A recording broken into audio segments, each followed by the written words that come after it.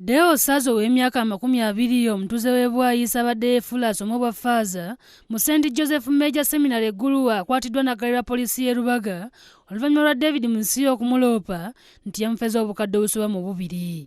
Kigambibwa okuba nti omuvubuka ono aludde nga yeetuuma ekitiibwa kya Reverand n'akiteeka ne ku biwandiiko by'abajingiride mu mikono gy'abakulembeze b'eddiini, olwo n'ayambala ebyambalo bya buweereza mu Ekereziya agattako n'okubyekubisizaamu ebifaananyi nga muno mwasinzira n'akolera obufere n'okusembeza mu mmisa. N'asaba muwo butandika mu obuyambi n'ayita ebbaluwa ekakasizza kuva Dr. Spiano Kisolwanga nkakasa okuba nga Speaker of Parliament ntandika mu obuyambi nimutwanika nga simu gina ndowooza nti yavuli evudde ku obwa Ssaabasumba nembuula ekyekyokukola nimutwalanga n'awaka addabeera waka adde asomesa n'emmisa mu maka gange ezimu ku zikoosi z'alina okukola nitukuŋŋaanya ebirabo ebyokugenda mu Ekereziya ninagenza okufolowinga nga tebigenda mu Ekereziya yaffe ntandikidde okumunoonyerezaako nagenza okuzuula nga mufeera wedde emirimu. Musisi yamuyanjuliranga Reverand Deo n'amusaba abeere muzadde we mu mwoyo era n'amusaba muwenga ne ku buyambi. Muno kye yakola kwe kumuwa obukadde obusoba mu 2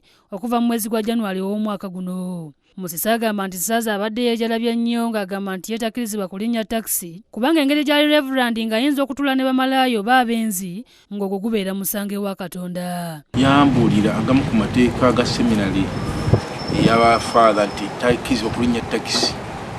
Bwemba nemereddwa omuvuga mu mmotoka yange omuwa mmotoka namuwasaniza bodaboda byetteeka ayinza okutuula n'abantu abakyamu mu takisi, mulimu abakozi b'ebyambyone, mulimu bamalaaya, mulimu abantu. Kati Reverand bw'atuulwa n'amwenanye nga omukazi ava mu bwenzi oguba musango.